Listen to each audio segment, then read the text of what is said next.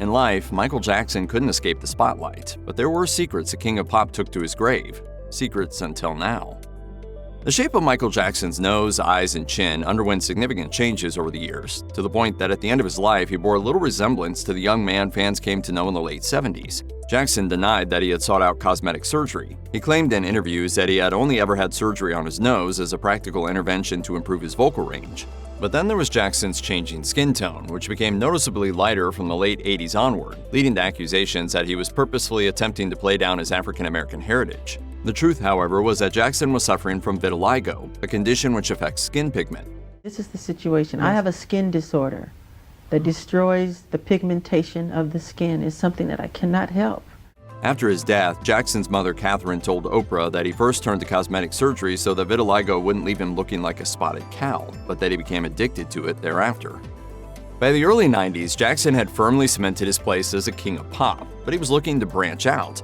He released the movie Michael Jackson's Moonwalker in 1988, and followed it up in 1990 with an arcade and Sega Genesis video game of the same name. The game's success led to a continued partnership between Jackson and Sega. A 2016 investigation by HuffPost claims Jackson joined the team for the company's forthcoming Sonic 3. Jackson had reportedly wanted to provide music for the game, and indeed created several compositions which ended up in the finished product, but he left before its completion. He was apparently dissatisfied with how his music had been modified to fit the technical requirements of the Genesis console. The music stayed, but Jackson went uncredited. Sega has never officially confirmed Jackson's involvement in the project. In 2005, Roger Hector, the game's executive coordinator, told an interviewer that although Jackson had been brought in to do the music, none of it was actually used. But HuffPost spoke to several members of the game's music department, and they insist that not only was Jackson involved, but that the music you hear in the game is in fact his. They even claim that portions of the game's soundtrack were later recycled for Jackson's own music.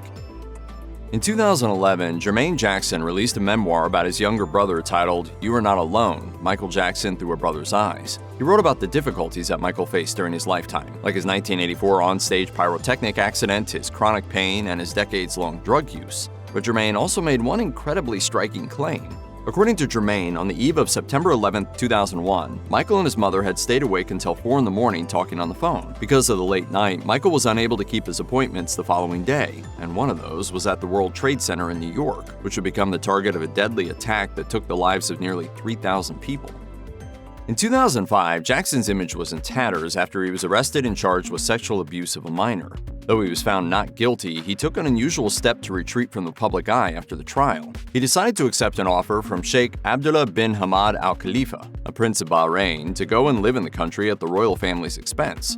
Abdullah was a huge fan of Jackson's and had musical ambitions of his own. It was his intention to collaborate with the King of Pop on an album during his time in Bahrain, and the pair signed a contract to do so. But it all ended 11 months later when Jackson left the country, leaving Abdullah to recoup his losses in court. The Sheikh sued Jackson for $7 million at the time, but the failed collaboration between the two became much more well-known after Jackson's death. Guy Holmes, who was brought in to manage the project, told The Guardian in 2021 that Jackson was likely suffering from depression after his sexual abuse court case, which affected his ability to work. But it was the lure of more lucrative offers of live shows elsewhere that likely influenced Jackson's decision to bail. 3 demo songs were recorded with the Sheikh, but are unlikely to ever see the light of day. During Guy Holmes' interview with The Guardian, he said that when he joined Jackson's team, the singer was almost bankrupt. He had 47 active lawsuits against him and a monthly bill of $4.5 million in interest against a personal loan of over $270 million.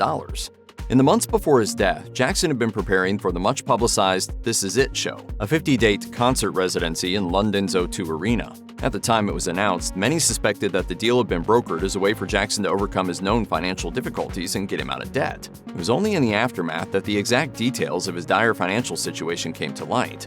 In a court hearing in 2013, a forensic accountant testified that Jackson's debts had ballooned to between $400 million and $500 million at the time of his death. In the months leading up to the planned opening of This Is It, Jackson was training with actor and bodybuilder Lou Ferrigno, who had been putting the star through his paces. Despite appearing in public in a wheelchair just months earlier, Ferrigno claimed that Jackson was in top shape as he prepared for the concerts. To those around him, he reportedly seemed enthusiastic, healthy, and composed, despite remaining at a low weight throughout rehearsals. Little did they know that during that time, Jackson was dependent on several prescription drugs, and it later came out that his personal physician, Dr. Conrad Murray, was regularly injecting him with medication to help him overcome insomnia. Jackson had gone public about attending drug rehabilitation in 1993, having first become addicted to painkillers after his notorious 1984 accident. His cause of death was later determined to have been cardiac arrest resulting from an overdose of prescription drugs. Dr. Conrad Murray, who administered the fatal dose that killed Michael Jackson, was later convicted of involuntary manslaughter. At his trial, he described how the singer was addicted to the anesthetic propofol and referred to it as his milk. During Jackson's autopsy, the drug was identified as the main substance that contributed to his overdose. This wasn't just this one night. This was administered in him on an ongoing basis.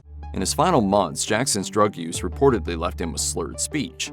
Those involved in staging the concert admitted that despite promoters attempting to project the public image of an artist returning to his peak, he was often too weak to attend rehearsals, and that amid the strain, his behavior was often erratic. But maybe one of the strangest details regarding this period of time is that the 50-year-old had been sharing his bed with a doll when he slept, and it was with him when he died. Jackson faced 2 rounds of child sexual abuse allegations during his lifetime. The first was in 1993 when the family of an alleged victim sued the singer for $20 million after an LAPD investigation was dropped for lack of evidence. A further 3 boys were reportedly identified as alleged victims in 1994, but prosecutors refrained from filing charges when the main accuser declined to testify. A decade later, the Martin Bashir documentary, Living with Michael Jackson, portrayed him as having an intimate friendship with a young cancer survivor, the reaction to which prompted Santa Barbara's Sheriff's Department to raid Jackson's Neverland Ranch and file charges. He finally said, "Okay, if you love me, you sleep on the bed." I was like, oh man. In 2019, HBO released a new 2-part documentary, Leaving Neverland. In it, 2 men who had become close with Jackson as children alleged that the singer had abused them over the course of several years. The 2 had previously filed suits against Jackson's estate, but they had been rejected by the courts. Way back in 1994, as Jackson was reeling from the first round of sexual abuse allegations against him, the singer shocked his fans with some unexpected news. He and Lisa Marie Presley were in a romantic relationship. The couple made headlines with their sudden marriage in May of that year, less than 3 weeks after Presley's divorce from actor and musician Danny Keough. I've always been dramatic relationships. They were all like that because somehow I found some brief or whatever thrill in it at the moment. In 2024, a year after her own death, Presley's memoir, From Here to the Great Unknown, was released. In it, she says that the early days of her relationship with Jackson were the happiest of her life. Despite being blindsided by his interest in her, she claims that he was a fun and caring person who put her at ease with his normality, which remained undimmed by his incredible star power. Shockingly, Presley claims that at the start of their relationship, Jackson, who was 35 at the time, informed her that he was still a virgin. The couple's marriage didn't last long, with Presley suspecting that Jackson had used their union as a source of good press after his legal issues. She claims that her former husband's use of drugs had also come to light, and that he had started to act differently toward her before she filed for divorce in 1995.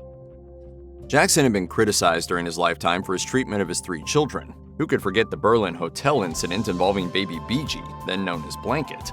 He was also notorious for covering the children's faces with handkerchiefs and masks during public appearances, though members of his family have since rallied to his defense, arguing that Jackson had obscured their faces for the sake of privacy. Similarly, it later emerged that Jackson had acted responsibly regarding his children when it came to providing for them in the event of his death. Though the Michael Jackson estate has been at the center of numerous legal disputes, Prince, Paris, and BG have apparently not gone wanting over the years. Their father's will stipulated a monthly stipend of around $60,000 for their upbringing. Jackson's mother, Catherine, was given another $26,000 per month and entrusted with care of his children after his death.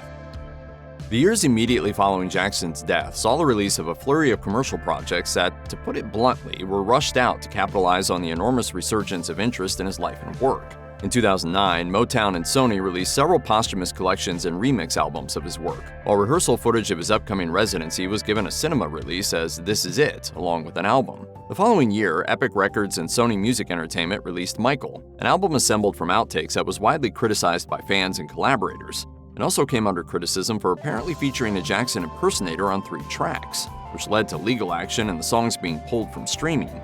Another album, Escape, was released in 2014.